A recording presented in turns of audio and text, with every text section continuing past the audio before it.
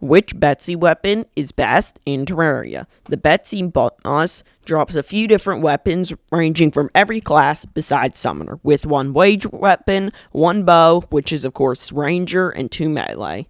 Starting out, I have 10,000 bags through cheat sheet, so I'll open them up just to see what the drops are, and because it's pretty cool, using an auto clicker of course. If you didn't know, Betsy is the tier 3 boss of the Old One's Army event, which spawns after you've defeated Golem. To spawn it in, you just need to buy an Eternia Crystal and Crystal Stand from the Tavern Keep NPC, and fight the event. On the 7th wave, the boss Betsy will spawn, and it's technically a mini-boss, but it drops a treasure bag like most normal bosses. And after opening these bags, since I don't really need hundreds of weapons from Betsy, I decide to sell all the drops and keep the dev sets in case I ever want them. So these 4 weapons are the Aerial Bane Bow, the Betsy's Wrath, which is a mage weapon, the Sky Dragon's Fury, and the Flying Dragon, which are both melee. So here are the weapons firing. As you can see, the Sky Dragon's Fury actually has 2 different attacks, whether you left-click or right-click. Starting out with Betsy's Wrath, I had pretty good damage per second, getting from 30,000 to 3,500, depending on critical hits. And this weapon pierced some with the explosion attack, but did not really pierce through a ton of enemies, and did decent damage, considering this is a golem weapon. This is definitely the most known out of all the Betsy weapons, as the others are pretty niche and not a ton of people talk about them, but I've seen this weapon talked about a lot. And it makes sense, with this DPS coming without any damage accessories or armor. The only accessory I have is the mana flower to make sure I use mana potions automatically, which I'll have for the rest of this video, but it does not increase damage. Plus, I have a few movement accessories like Master Ninja Gear, Terra Spark Boots, and Celestial Starboard. Moving on to the Aerial Bane, it did even worse damage, getting only around 2,600 down to 2,300, which was definitely disappointing, as this bow would probably need to be pretty powerful to compete with some other ones around this stage of the game, like the Tsunami, which definitely does much better damage.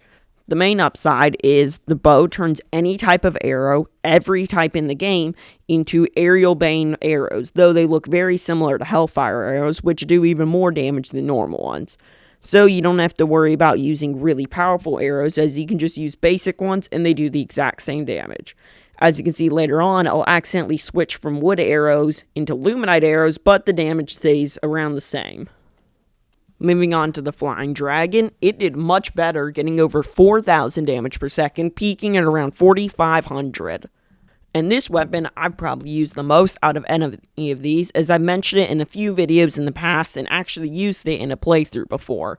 And it does really good. It's basically just another version of the Terrorblade, which I actually compared it to the Terrorblade. So if you want to see that video after this one, click the link in the description below. The piercing effect of this weapon is definitely pretty good, not quite as good as something like the Terrorblade, which pierces through a ton of enemies, but it pierces 5 of them before the blade disappears. Moving on to the Sky Dragon's Fury, we'll start out with the melee attack, which did insane DPS, getting over 9,000, but this of course is true melee, so I'm right next to these targets. You probably wouldn't be getting near this damage in an actual run of a boss fight.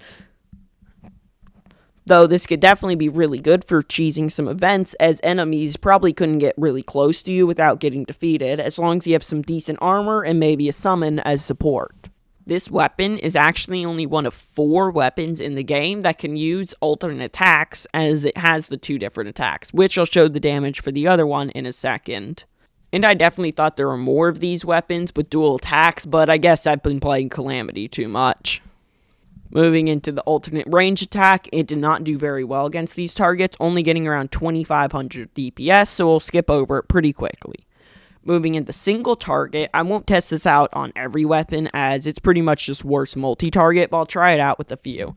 Starting out the Flying Dragon, it got nearly 900 damage per second, which was really impressive, considering that was only the actual projectile, and was not the sword of true melee. Moving into the Sky Dragon's Fury, I did the melee attack, and it did about the same damage. So, not actually as good as the Flying Dragon, since it had to be true melee rather than a projectile.